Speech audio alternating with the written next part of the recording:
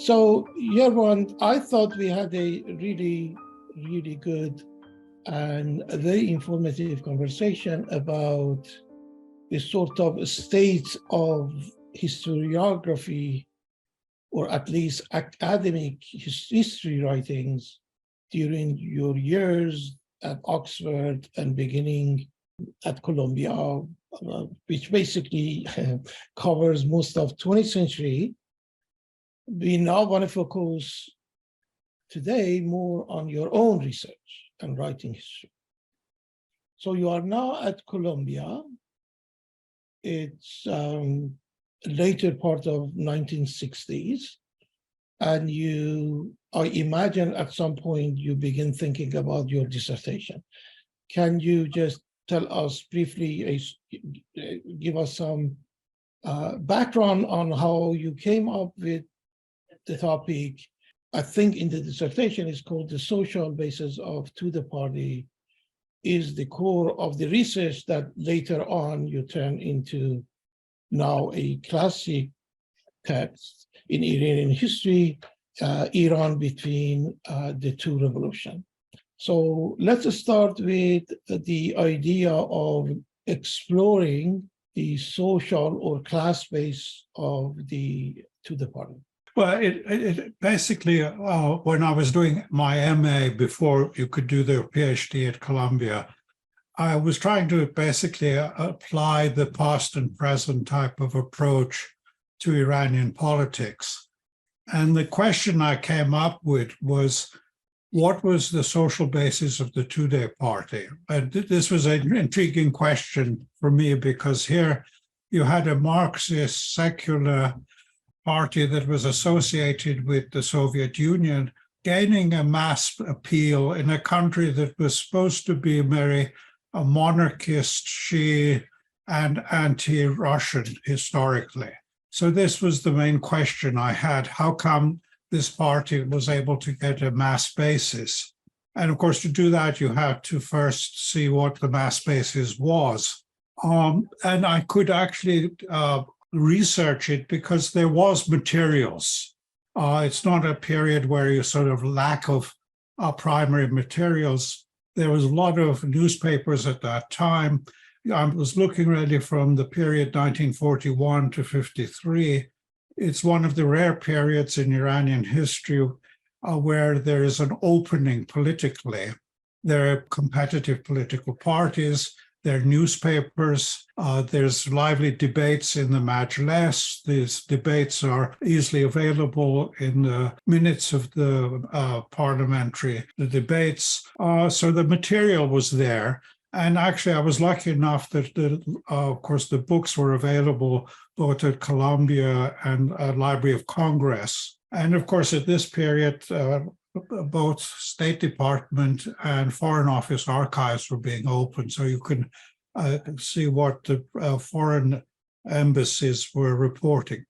So it was a question. It was possible to do the research, and of course that became the PhD thesis, and that, as you mentioned, that became eventually the materials for the book, the core materials for the book. Of course, when it came to the book, I couldn't have published a book on the social basis of the Toudeh Party. It was too narrow. So I had to expand it basically both backwards to the Qajar period, what Iran was like before the Constitutional Revolution and mass movements of the Toudeh Party, and then also forward to the Islamic Revolution of '79. So it became a much broader book. And it took you more than a decade. Right. I was, of course, I was teaching, and also I didn't know, of course, the Islamic Revolution was going to happen in '79. But once it happened, obviously, no publisher was going to publish a book just on the narrow 1941-53 period. I had to expand it to '79. And one actually perceptive reviewer noticed the main problem with the book. It wasn't only one book, it was two books, basically. One was on the social basis of the Toudeh Party, and one was sort of fast forward towards the Islamic Revolution. And that makes the book quite, I think the main weakness of the book is basically it's covering two different topics. Sure, but let's go back to the social basis of the Toudeh party. Which social groups or classes Toudeh party was able to draw to the party during the 1940 to 53? Well, the obvious one was, it was quite visible, was the intelligentsia, the Russian background. And there was a lot of material about that, and there's no problem. But of course, the real mass basis was the working class. So I had to try and figure out what was the secret of their ability to be able to mobilize working class. And this became a trade union history. And this is where the idea of history from below became, for me, important, of looking at not just what the people at the top saw, but what was happening below. And you could get this from actually the newspapers, letters from newspapers, organizations, party conferences, meetings, and a letter, of course, memoirs of people who were active in the trade union movement. So in that way, you were able to look below the political surface into deeper into society and try to figure out what was happening in society that was important. And of course, here class factor came in, class dimension. I found that, in fact, Iranian politics was very much class-based. And of course, most social scientists in America at that time tended to poo-poo anything to do with class.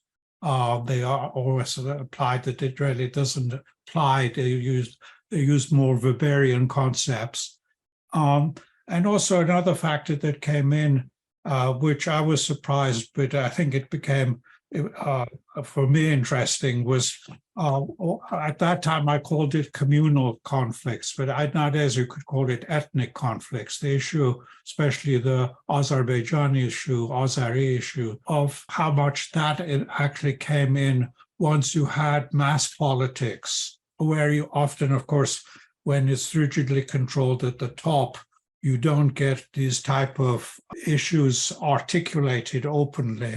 But once you had a mass organization that went below the political surface and you had meetings, especially conferences, the ethnic issue did come up.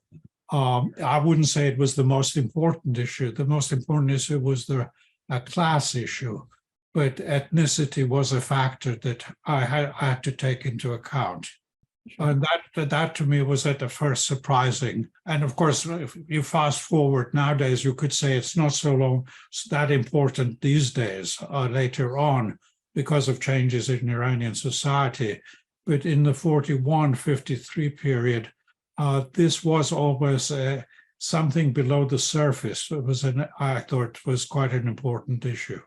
Well, when I first actually read your book, Iran Between Two Revolutions, which was probably after it was published, sometimes in very early 80s, what was remarkable to me was attention to ethnicity. That this book, you discuss this in terms of ethnic politics, of course, but also even in terms of your discussion of Toudeh party leaderships, factions, so on and so on.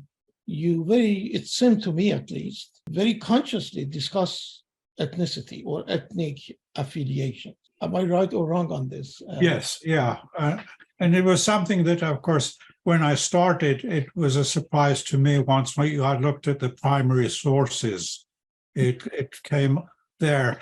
And often, of course, when outsiders did it, they saw it in the Cold War context, that it was Soviet manipulation of Iranian politics. But in fact, I thought it was a genuine issue there. And I think in that period, it was an issue.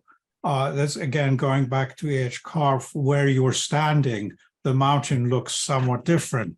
When you look later on, it becomes less of an issue. So it's not, I wouldn't say a permanent issue. And nowadays, unfortunately, I think that ethnic issue is then also exaggerated for political reasons.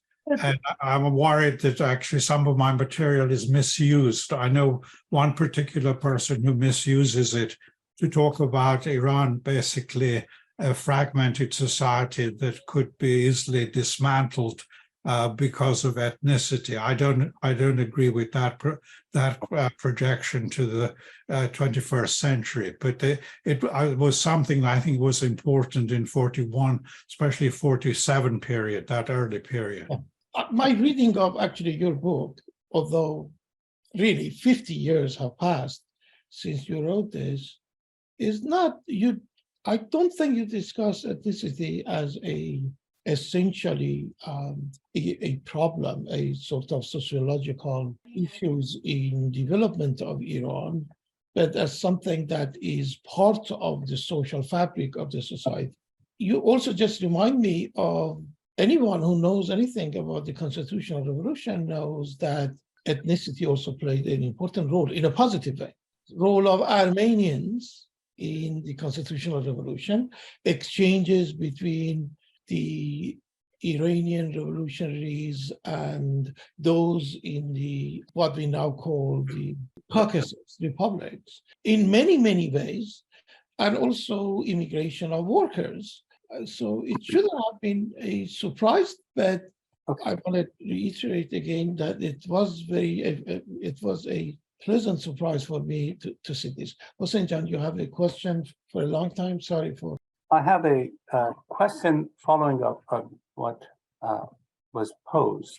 Let me say what I want to say in the beginning. I want to ask you to situate your work within Iranian historiography as well as social historiography in general. You are in conversation with Barrington Moore, you're in conversation with Bendix, you're in conversation with Marx, right? I noticed that you're in conversation with fellow students in Princeton in particular, not so many at Columbia probably, but people such as James Bill, who was in Princeton. You're in conversation with them. And you raise, in order to analyze the success of the Toudeh party, you talk about social stratification in Iran, vertically and horizontally, right? How much of this is original to you, especially this distinction between horizontal classes, class layers, and vertical communal struggles? And you say in the book, in the dissertation, you state two sentences that I picked up on. If one word were chosen to describe Iranian society, it would be diverse. And the other one is the history of Iran is a history of communal struggles, tribe against tribe, nomad against peasant, town against country, Muslim against non-Muslim, and Farsi against non-Farsi. Now, the two of them together, I think, would preclude the abuse of your work for ethnic segregation and fragmentation of society, because you recognize the diversity as an integral component of Iran's history.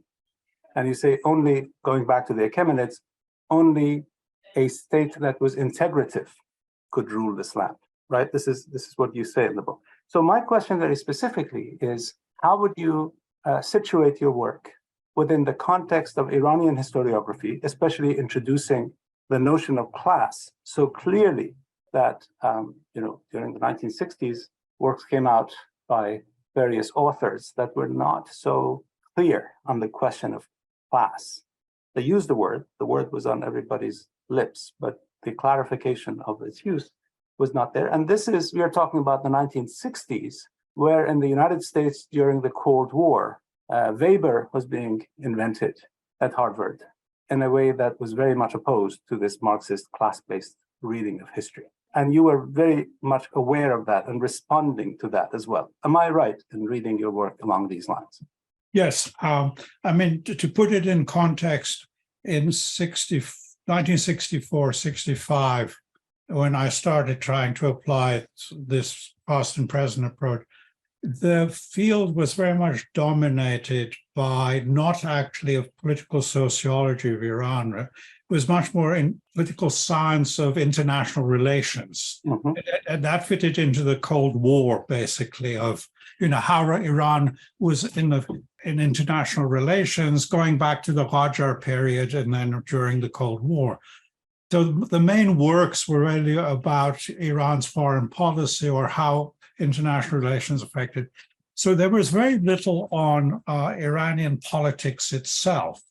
The only book that existed, I think when I started in 1964, was probably Leonard Binder's book on Iran, which is a very sophisticated work, but it's a Talcott Parsonian structural functional approach, very cleverly done. But the whole gist of it is basically a stability that how the system, the words that are used, actually, the system survives, is able to integrate new pressures and continuity, basically. It's not, you mentioned class is sometimes mentioned, but it basically class fits into a larger framework, and the system is basically not fractured into divisiveness. So that was the only work that there was. When I started doing then the work, I discovered there was actually a James Bill at Princeton, who was actually in Iran at that time doing research on the intelligentsia.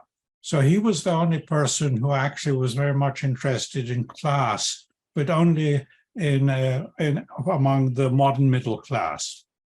Then there was Marvin Zonis at the same time working, but he was working on the elite and was more interested actually in psychology and why the elite was insecure and so on.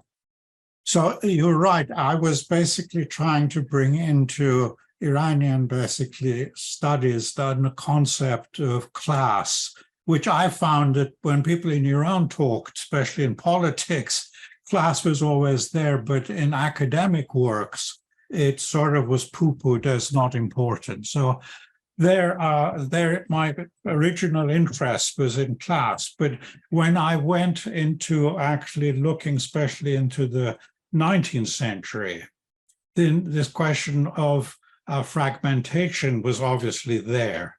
Then the question became how that society that was very much fragmented, whether into tribal, ethnic, regional, sectarian group, then it became into class politics. So the transformation there, again, that's past and present sort of influence, trying to explain the development, the change from the 19th century politics, which was then or became an interest of mine, to what became much more class politics, with remnants of ethnicity then still surviving. So that makes it very much, made it much more complicated.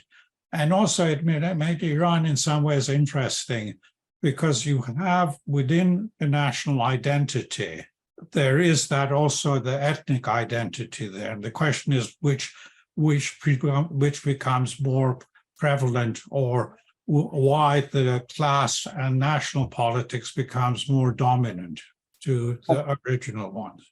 If I'm not mistaken, in your work, in your dissertation, you avoid the word ethnic or ethnical, but you use communal. Do you think that would be a better choice? Communal, it is not as divisive and fragmenting as ethnic. You bring in religious, linguistic, and the ethnic element is only implicit in what you say. When you talk about the Gilakis, you don't talk about them as an ethnic group, but as a linguistic group, right? So would the word communal be more conducive to an integrative reading of, as you have used it in your own dissertation, would it be more integrative than the word ethnic that, as you said, may be abused and misused? Yeah, I avoided the word ethnic, especially at that time, because that was very much associated with racism and racial identity. And these identities is not really racial. They're basically, the best term I could find was communal. And I don't think communal is a good term, but it's the best I could find for that.